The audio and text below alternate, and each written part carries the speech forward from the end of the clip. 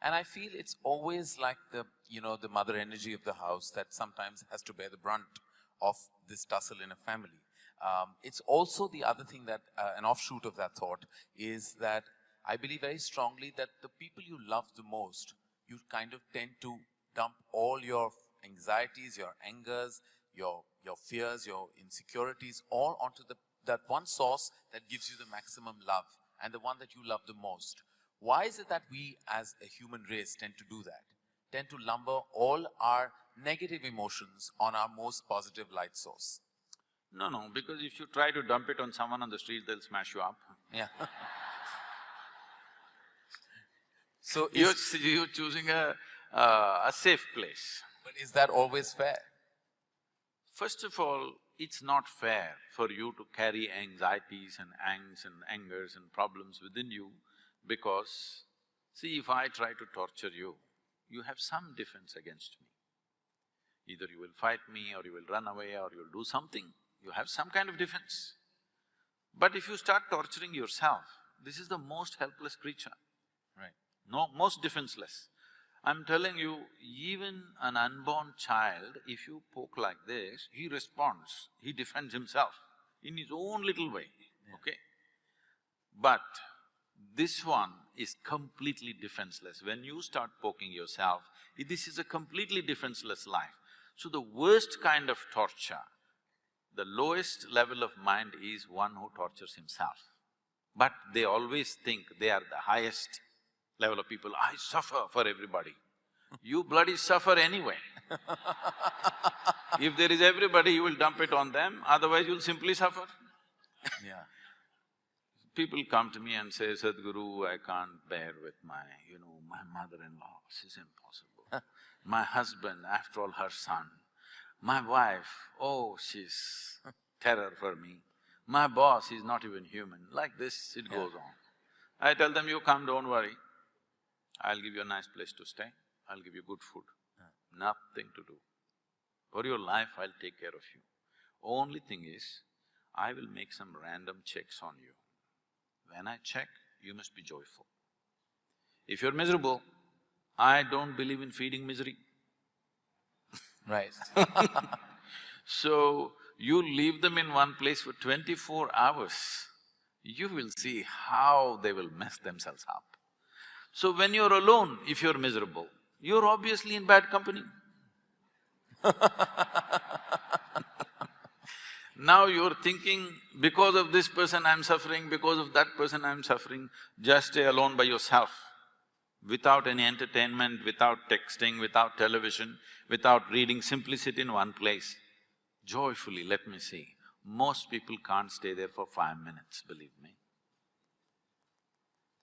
They are not on Facebook, they are not on Twitter, they're not this thing because they have something to say or because they have fallen in love with the world, no. If they stay alone, they'll go crazy. That's a fact. I mean, sorry to break that train of thought, but what is the solution to that kind of feeling of just not enjoying your own space?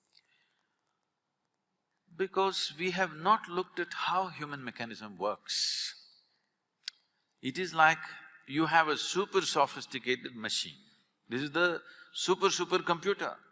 This is the machine which dripped supercomputers, isn't it? Right.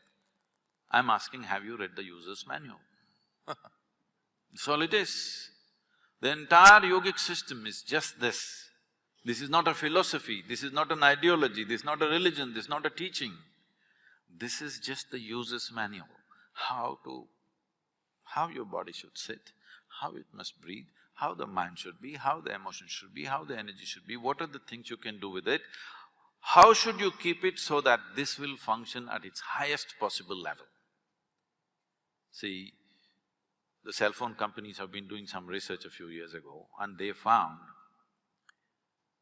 only 7% or only 3% of the people, no, 97% of the people are using only 7% of the cell phone's capability. We are not even talking about today's smartphones, we are talking about the dumb phones. So 97% of the people are using only 7% of a small gadget. If that is the fact, How much do you believe are people making use of this tremendous gadget? Just on the surface, because they never bothered to read the user's manual. If you tell them this, they say, Sadhguru, can you give us the user's manual? It's written into you. You have to spend some time with this.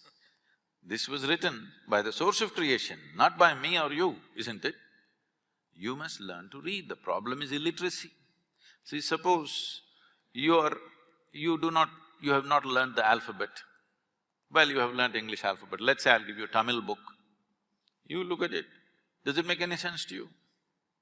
You don't know the alphabet, it doesn't mean a thing to you because you do not know the alphabet.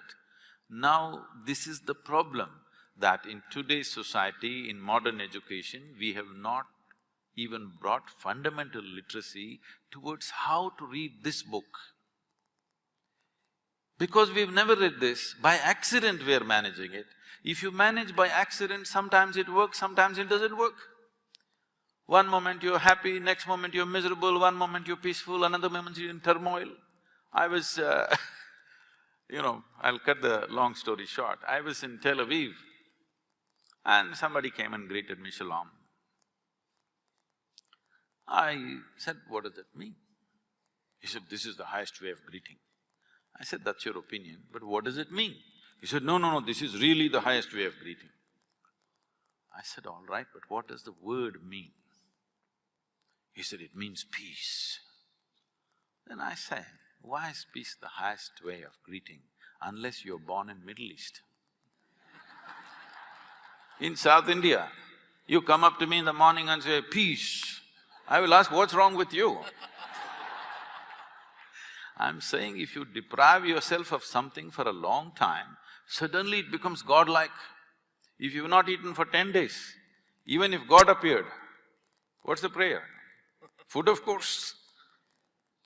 So, once you deprive yourself of fundamental things, I'm saying fundamental things because to be peaceful and joyful is not the ultimate goal of life.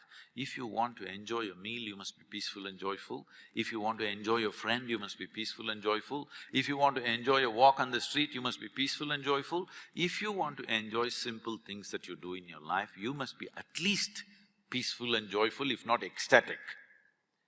So it is a most fundamental requirement. This is not happening.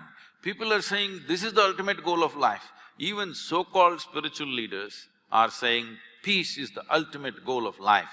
Such people will only rest in peace. For those, in what I believe surrounds us all is urban angst.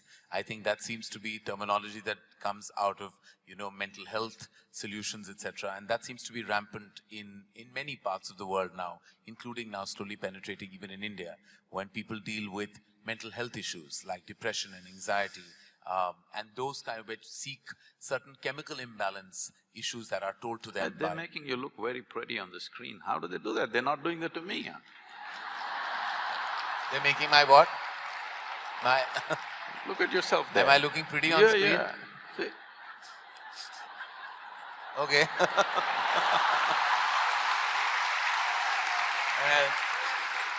They're not doing that to me. You're looking stunning to me, sir. Stunning is another word for shocking. Well, I was trying to find another adjective to counter that, but back to me and my mental health issue. I really want to know, it's such an order of the day today. Everyone seems to it's almost, and I hate to say this with any, and I don't say this with any kind of disrespect to people's personal circumstance, but I almost feel like today it's talked about like it's almost a fashionable issue, where I think it's a very serious issue. When people talk about mental health issues like depression and anxiety and seek counseling to sort those issues out. And then the diagnosis at times is chemical imbalance and medication is given. And then well, I know you hate the word philosophy, but all your teachings are definitely about finding yourself and seeking that pleasant bliss from within. But to those who are not strong enough to achieve that and seek this assistance, what is your take on that? let me correct one more thing in the question. This is not a teaching, this is just a technology. I'm Right. just giving some people simple methods with which they can work. If people are coming for a teaching, they're frustrated with me because every time they come, they leave more confused than ever before. If they're more confused, in a way my job is done. Because my entire work is to get them out of silly conclusions that they've made about life. And confusion means you're still looking, you have an active intelligence. Conclusion means, what is the conclusion of your life? Hello? What is the conclusion of your life? You don't know, let me reveal the suspense to you.